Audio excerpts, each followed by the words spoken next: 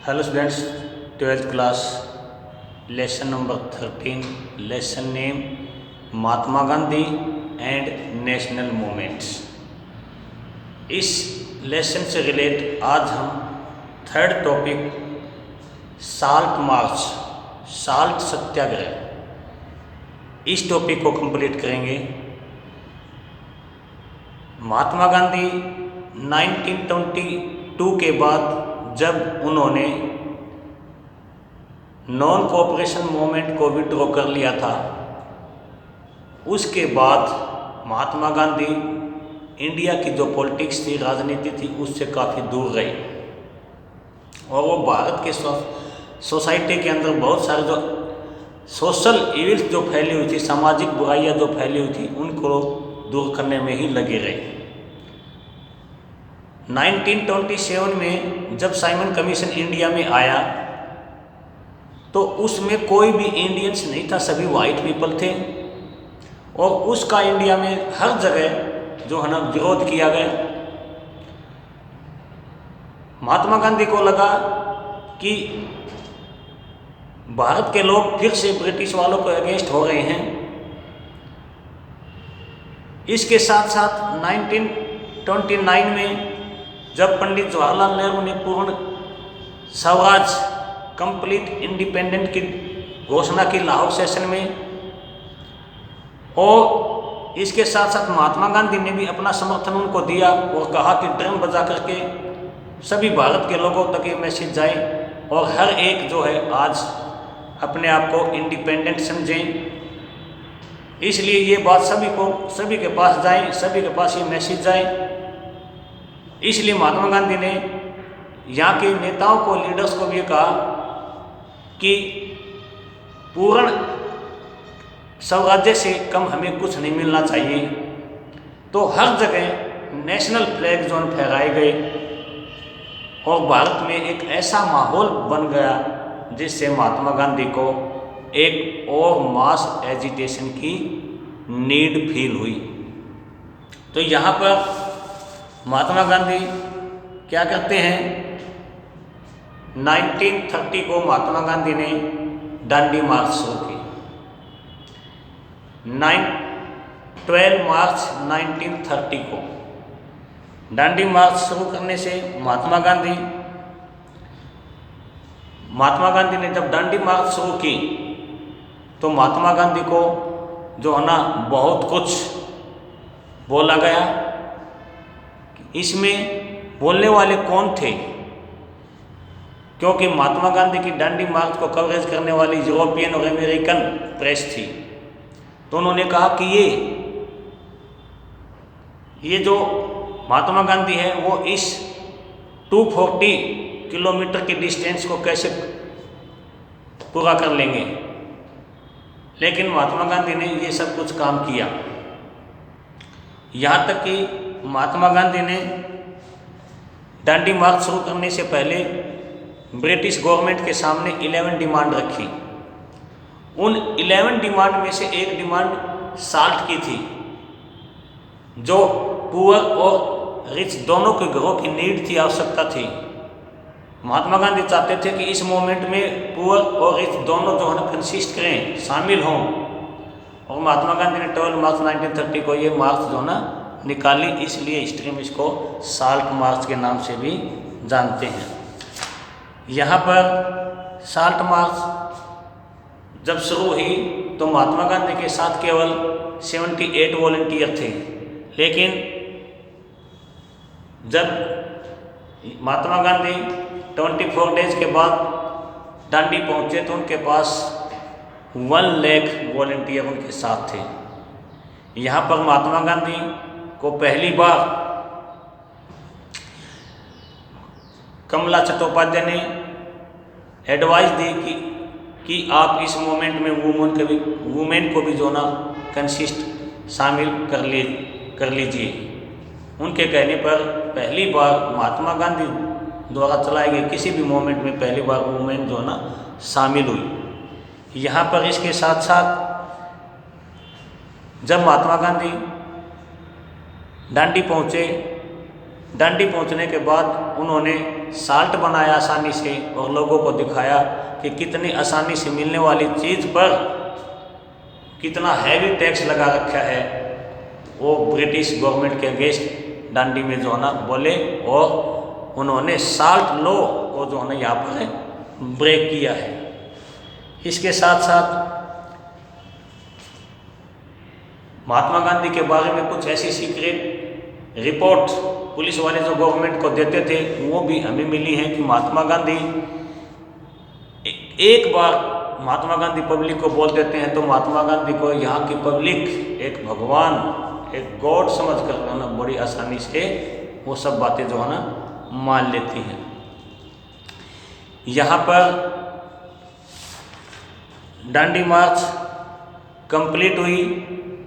महात्मा गांधी ने salt march complete करके यहाँ पर साल्ट लॉ को ब्रेक करके एक नया मूवमेंट चला जिसका नाम है सिविल डिसओबीडियंस मूवमेंट, सविनय अवज्ञा आंदोलन। लेकिन इससे पहले यहाँ एक सोर्स है, सोर्स में सेपरेट इलेक्टोरल का मैटर है। वो क्या है? सेपरेट इलेक्टोरल क्या होता है? यहाँ पर दलितों के नेता भीमराव अंबेडकर ने सेपरेट इलेक्टोरल की डिमांड यहाँ पर महात्मा गांधी के सामने सिविल डिसओबीडियंस मूवमेंट के दौरान चला दी है, छेड़ दी है और डिमांड की है ब्रिटिश गवर्नमेंट को से कि हमें सेपरेट इलेक्टोरल दिया जाए। बट महात्मा गांधी ने जब अंबेडकर जी को समझाया, अपना रिप्रेजेंटेटिव दिल्ली से पुन्ना भेजा और वो जब इस बात को मान गए तो हिस्ट्री में इसको पुन्ना पैक्ट के नाम से जाना जाता है। सेपरेट इलेक्टोरल का मतलब होता है किसी एक कॉन्स्टिट्यूंसी से केवल मुसलमानों को, केवल जो है ना दलितों का ही इलेक्शन लड़ना। यानी पहले ये चीज़ सेपरेट इलेक्टोरल मुसलमान ले चुके हैं, अब दलित इसके लिए डिमांड करे हैं। तो इसका मतलब क्या होता है? एक स्पेशल कम्युनिटी के लिए वो सीट को रिजर्व कर देना, ये सेपरेट इलेक्टोरल की डिमांड भीमराव अंबेडकर ने जो ने की थी। बट महात्मा गांधी के कहने पर वो सब कुछ मान गए थे।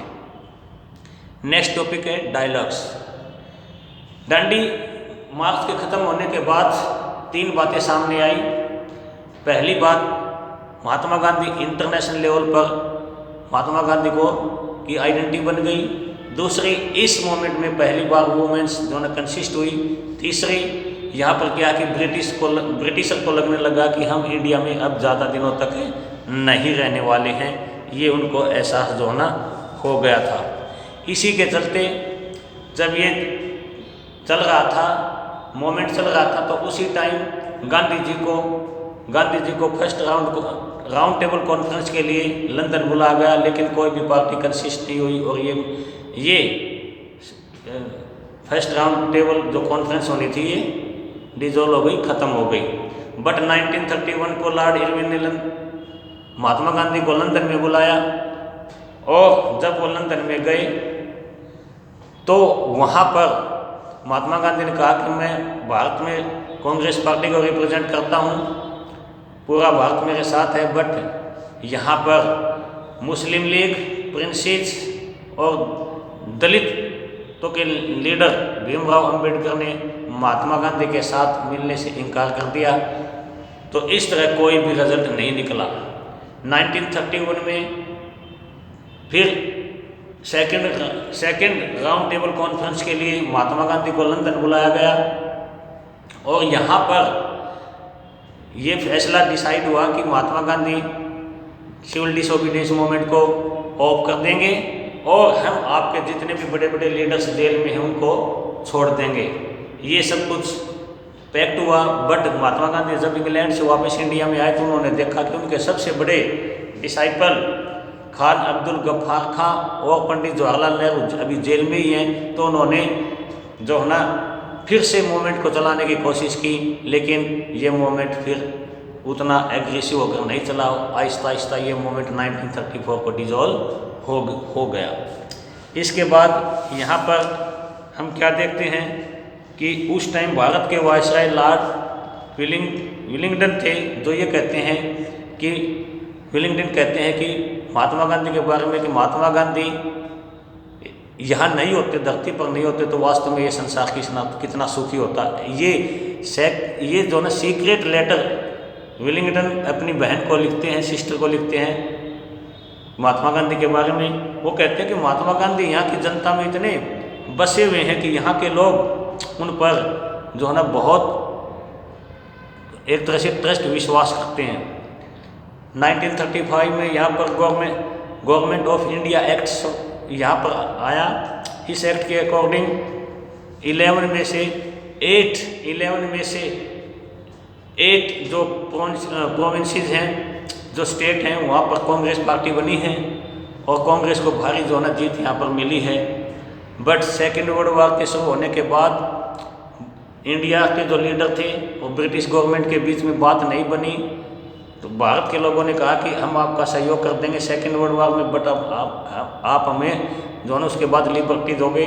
दोनों के बीच बात नहीं बनी, तो गवर्नमेंट के जो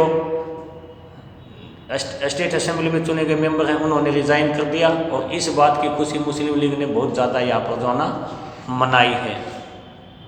इसके बाद यहाँ पर क्या होता है कि 1940 के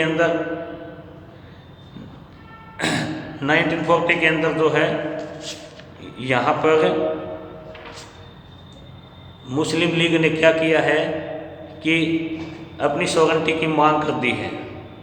सॉवरेनिटी की मांग करने के बाद यहाँ पर अब मामला जो है तीन चीज़ों में बट गया है। एक तरफ ब्रिटिश गवर्नमेंट है, एक तरफ मुस्लिम लीग है, एक तरफ कांग्रेस है। लेकिन ये मसला जब जो ना नहीं सुलझा, उसके बाद में ये मसला जो ना नहीं सुलझा, तो यहाँ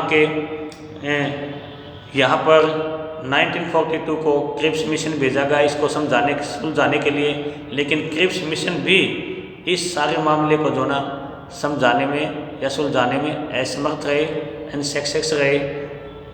उसके बाद हम नेक्स्ट टॉपिक जो करेंगे क्विट इंडिया मूवमेंट, वो नेक्स्ट वीडियो में करेंगे। Okay, thank you.